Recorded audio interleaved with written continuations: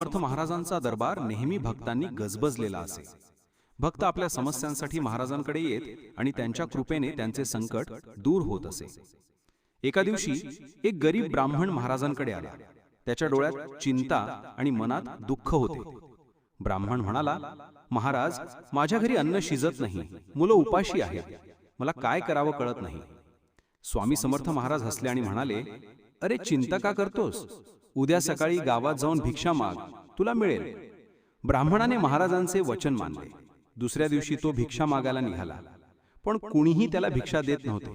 शेवटी निराश होऊन तो परत जाणार इतक्यात एका घरातून एक माणूस आला आणि म्हणाला, अहो ब्राह्मण, या घ्या, आमच्याकडे एक जुनी धान्याची गोणी आहे, ती घ्या.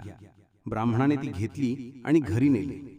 घरी आल्यावर त्याने गोणी उघडली तर त्यात फक्त कोरडी माती होती. तो खूप दुःखी झाला आणि पुन्हा महाराजांकडे गेला.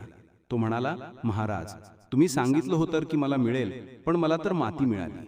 महाराज जोरात हसले आणि म्हणाले, अरे जा घरी, ती गोणी बघ. ब्राह्मण घरी गेला आणि गोणी उघडली तर आश्चर्य, ती माती नाहीशी झाली होती आणि तिथे सोन्याच्या नाण्यांनी भरलेली गोणी होती. ब्राह्मण आनंदाने थरथरला. त्याने महाराजांना वंदन करून म्हटलं, महाराज, ही तुमची महिमा, तुम्ही तर साक्षात दत्तात्रय आहात. स्वामी समर्थ असून म्हणाले, हे सगळं रामनामाच्या स्मरणाने झालं आहे. ज्याने नाम घेतलं त्याचं कल्याण झालंच समज. कथेचा अर्थ, देवावर विश्वास आणि नामस्मरण केल्याने कोणतेही संकट दूर होते. स्वामी समर्थांची कृपा नेहमी भक्तांवर असते.